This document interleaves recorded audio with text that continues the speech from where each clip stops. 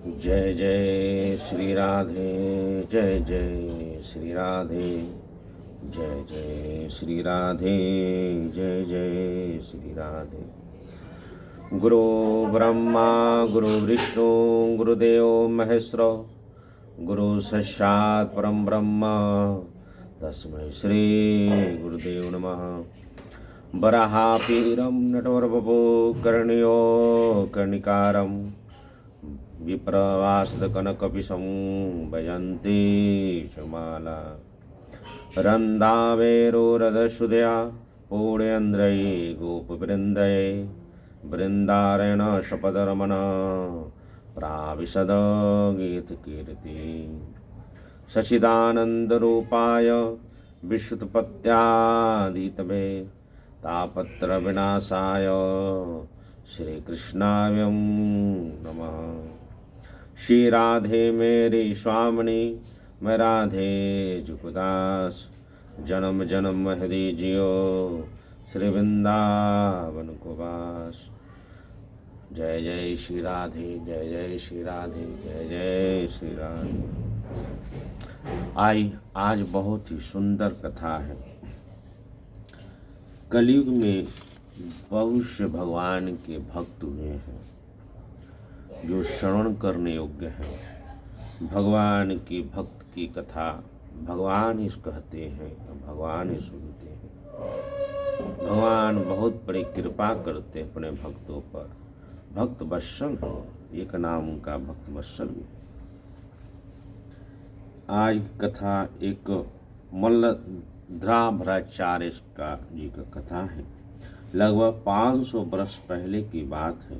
1534 विक्रम संवत दक्षिण भारत में तेलुगु ब्राह्मण के लक्ष्मण गण के से तीर्थ यात्रा पति पत्नी दोनों काशी पर आए।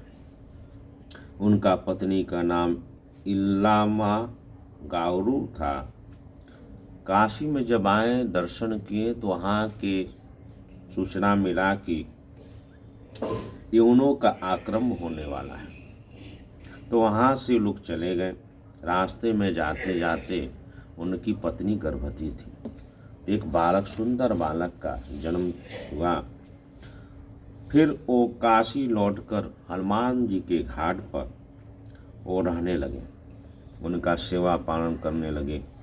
फिर वहाँ कुछ बड़े हुए तो भगवान का भक्ति भाव करने लगे।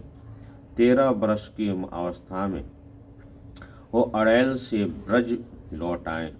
अब ब्रज में भगवान श्री गोवर्धन नाथ पे एक सुंदर सा मंदिर बनाकर वहाँ पर रहने लगे। उनके 84 शिष्य थे।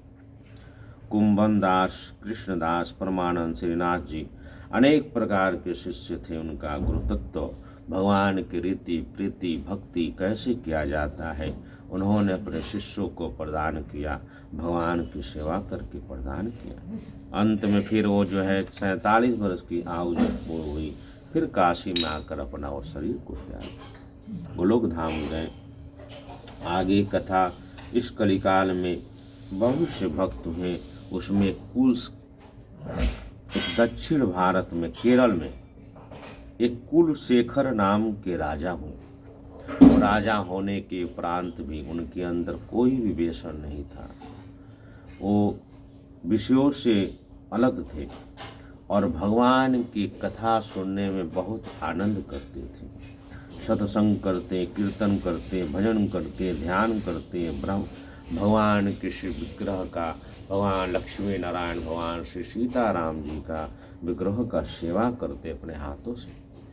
नित्य प्रति उनका एक नियम था कि एक पंडित जी के द्वारा भगवान का, श्री राम जी का कथा सुनते थे। लेकिन कथा कैसे सुना जाता है, कितना तन्मय से सुना जाता है, कितने प्रेम से सुना जाता है, इस राजा कुलशेखर जी से हम लोग प्रेरणा लेना चाहिए। इतनी भाव से कथा सुनते थे। कथा में जो प्रसंग होता था उसमें वो लिप्त हो जाते, उनके सामने वो दृश्य दिखाई देने लगता। एक बार की बात है, कथा में श्री पंडित जी ने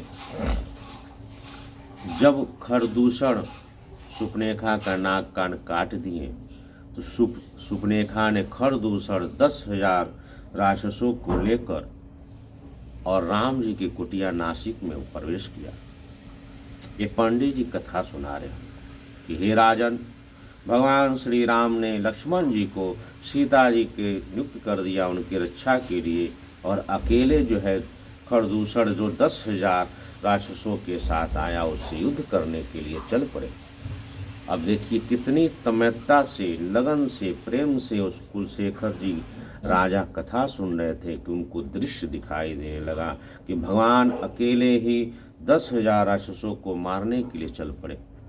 वो तुरंत खड़े हो गए। राजा अपने सेनापति को आदेश दिया, हे सेनापति, सेना को तैयार करो, हम लोग भगवान अकेले ही युद्ध करने जा रहे हैं, हम लोग उनके साथ जाएंगे, युद्ध करेंगे।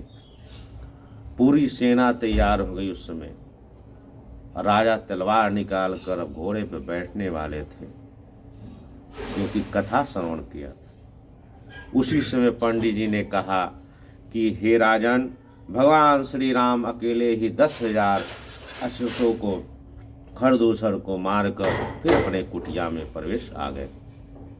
राजा को जब दिखाई दिया कि भगवान तो सचमुच मार कर चले आए, फिर से कथा के आसन में बैठ गए।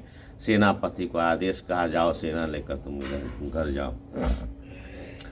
तो इतना तन्मयता से कथा सुनते थे, इतना प्रेम से कथा सुनते थे। एक बार की बात है, फिर कथा के आगे प्रसंग आया किसी 2-4 दिन के बाद कि रावण जो है, सुपनेखा जब रावण के पास गई और उन्हें बताया कि खरदूषण को ये राम ने मार दिया है, उनकी पत्नी बहुत सुंदर है सीता, तुम उसको हरण कर ले आओ, तुम्हारे योग्य।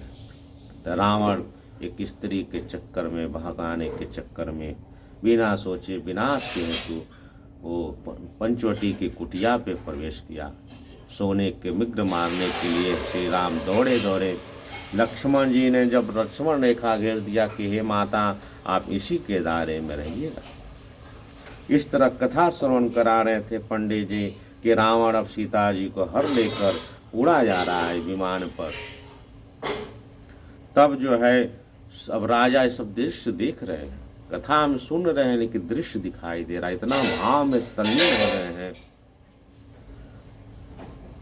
तो उन्होंने देखा कि रावण हर कर ले जा रहा है, ये सब दृश्य उनको दिखाई देने लगा। वो भी घोड़े पे बैठकर तलवार हाथ में उठाए और समुद्र की तरह जो बढ़ने लगे।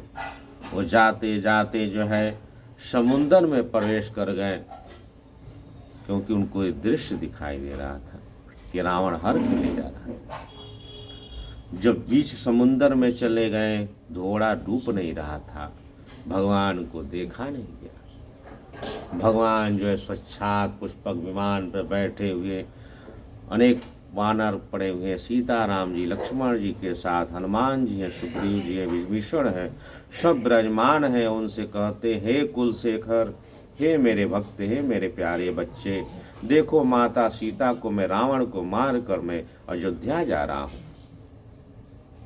इस प्रकार जब भगवान ने उनको दर्शन देकर इस प्रकार जब बातें कही, तब वो जो है प्रेम से भगवान को प्रणाम किया, फिर वापस अपने राजधानी को आए। इस तरह इसी कलिकाल की घटना है। इस तरह कुलशेखर जी ने श्री रंग क्षेत्र में रहे, वहाँ मुकुंदमाला नाम संस्कृत का एक बहुत सुंदर स्रोत ग्रंथ रचा और तिरुपति बालाजी रहने लगे और वहाँ रहकर बड़े सुंदर भक्ति रस पदों से रचना की। मथुरा, वृंदावन, अयोध्या कई उत्तरों तीर्थों में यात्रा की थी और श्री कृष्ण श्री राम की लीलाओं के अनंत पंद रचे और अंत में भगवत धाम को चले। ये आज कलिकाल की कथा जो हम लोग को शिक्षा देने योग्य है कि भगवान की कथा किस तरह श्रवण करना चाहिए। जब कथा हो भगवान की, उसमें तल्लीनता से उद्देश्य को मन लगाकर कथा श्रवण किया जाए, भगवान अवश्य प्रसन्न होते।